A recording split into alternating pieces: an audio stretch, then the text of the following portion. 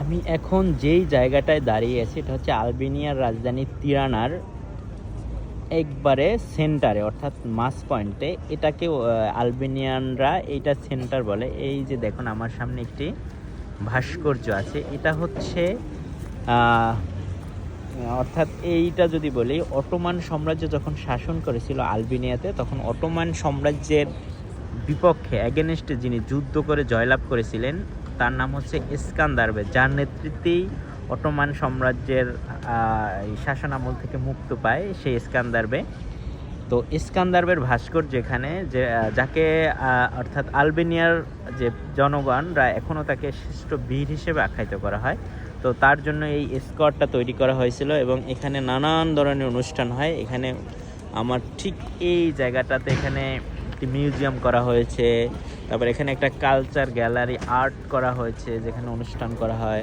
তারপর এখানে দেখেন ইন্টারকন্টিনেন্টাল একটা হোটেল আছে। তারপর এই আমার ঠিক এইখানে এটা হচ্ছে অপেরা হাউস।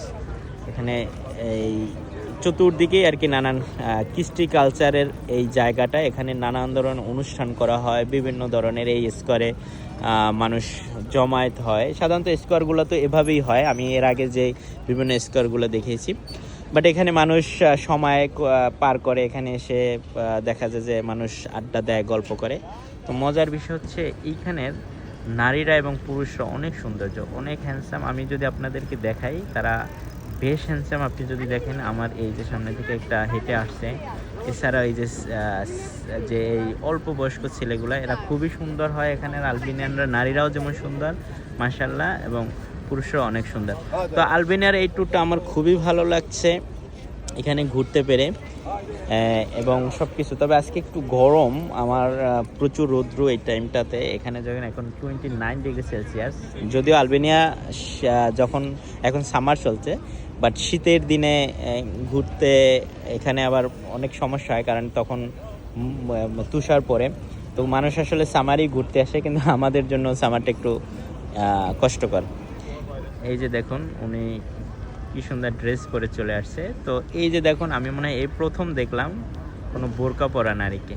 এই যে দেখুন, এছাড়া আসলে এরকমভাবে থাকে না, সবাই টপ জিন্স এগুলো পরেই থাকে। যাই হোক, সেটা ভিন্ন কথা।